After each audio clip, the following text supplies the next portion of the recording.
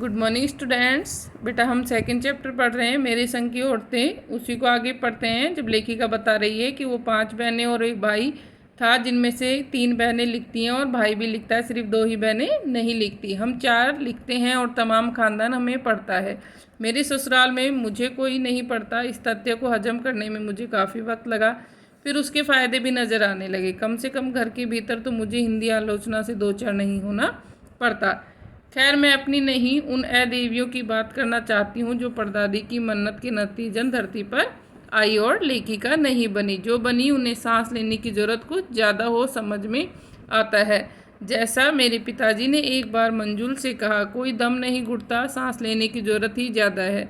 पर यहाँ तो हम शेर तो गैर लेखिका बहनें सवा शेर।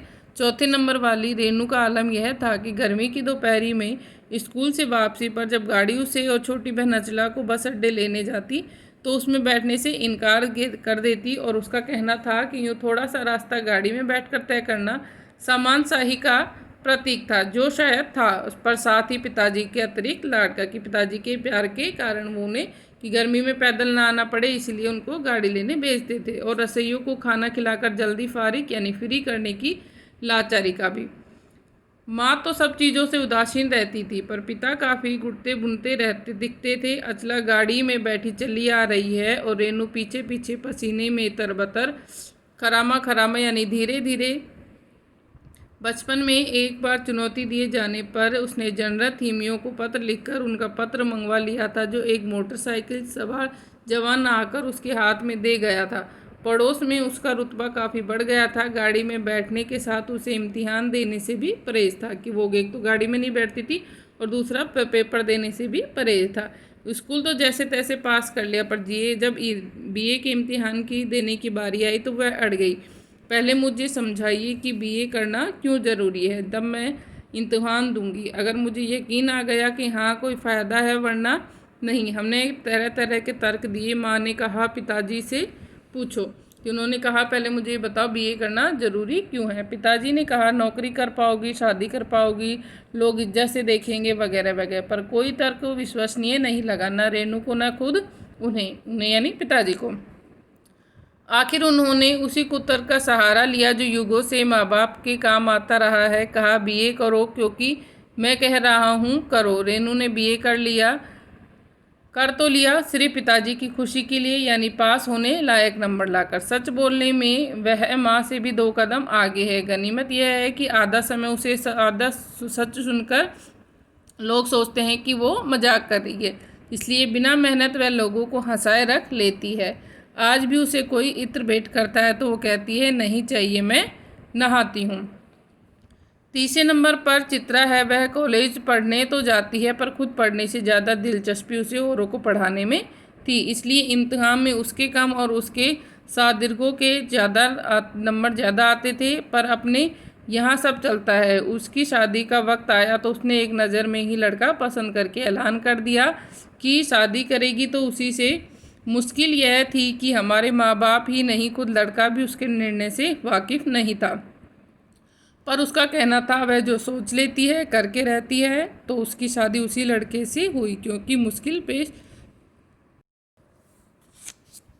कोई मुश्किल पेश नहीं आई। आती क्यों, उसने कहा मैंने पहली मुलाकात में ही उसे बतला दिया था कि मैं जो सोच लेती हूँ होकर रहता है। तो उसने बात आगे खींची ही नहीं, पहली मुलाकात में ही हथियार डाल दिए। हम में सबसे छोटी बहन अचला काफ़ी दिनों तक कुछ कम खिसकी मालूम पड़ती थी। पिता का कहा मानकर पहले अर्थशास्त्र किया, फिर पत्रकारिता में दाखिल लिया, ढंग से पढ़ाई की, पास हुई, फिर पिताजी की पसंद से शादी भी कर ली। पर उसके आगे लीक पर नहीं चल पाई। घर बार में मन ज़्यादा रुचा नहीं। मंजुल और मेरी तरह उम्र की 30 बरस पार करते ही लिखने का रोग लगा लिया। एक बात हमें एक सी थी, घर बार में परंपरागत तरीके से हमने भले ही न चलाया हो, उसे तोड़ा भी नहीं। शादी एक बार की और उसे कायम रखा, चाहे तलाक की कगार पर खड़ी चली हो, पर कगार तोड़ डूबी नहीं। शायद इसीलिए कि जैसे मैंने पहले अपने उपन्यास में लिख डाला था, हम सभी विश्वास करती होंगी कि मर्द बदलने से कोई प्रयोजन सिद्ध नहीं होता। घर के भीतर रहते हुए भी अपनी मर्जी से जी लो तो काफ़ी है। शादी के बाद मैं बिहार के एक छोटे से कस्बे डालमिया नगर में रही, जहाँ मर्द औरतें चाहे पति पत्नी क्यों न हो, पिक्चर देखने भी जाते तो अलग अलग तबड़ों में बैठते। मैं दिल्ली से कॉलेज की नौकरी छोड़कर वहाँ पहुँची थी और नाटकों में अभिनय करने की शौकीन रही थी। मैंने उनके चलन से हार नहीं मानी। साल भर के भीतर उन्हीं शादीशुदा औरतों को पराए मर्दों के साथ नाटक करने के लिए मना लिया। अगले 4 साल तक हमने कई नाटक किए। अकाल राहत कोष के लिए उन्हीं के माध्यम से पैसा भी इकट्ठा किया कि वो एक गांव में, बिहार के एक छोटे से गांव में गई थी, जहां पर पति पत्नी थे, वो भी साथ में बैठ के पिक्चर नहीं देखते थे। और उसके बाद में उन्होंने उन्हीं को मना लिया कि एक साथ में नाटक भी करने लगे। वहाँ से निकली तो फिर वो कर्नाटक गई और एक छोटे से कस्बे में गई। वहाँ तब तक उनके 2 बच्चे हो चुके थे और दोनों ही स्कूल जाने लायक थे। लोगों की राय पर मैंने पास के कैथोलिक बिशप के दरखास्त की कि उनका मिशन वहाँ के सीमेंट कारखानों की आर्थिक मदद से है, हमारे कस्बे में प्राइमरी स्कूल खोल दे। उन्होंने कहा चूँकि उस प्रदेश में क्रिश्चियन जनसंख्या कम थी, इसलिए वे स्कूल खोलने में असमर्थ थे और इसीलिए उन्होंने क्या किया, पूरी कोशिश की कि वहाँ पर स्कूल खुल जाए और हम कोशिश कर सकते हैं, बशर्ते आप यकीन दिलाए कि स्कूल अगले 100 बरस तक चलेगा। कि उन्होंने कहा हम स्कूल खोल देंगे, लेकिन आपको क्या करना पड़ेगा, अब बताना पड़ेगा कि वो स्कूल अगले 100 बरस तक चलेगा। उन्हें गुस्सा आया।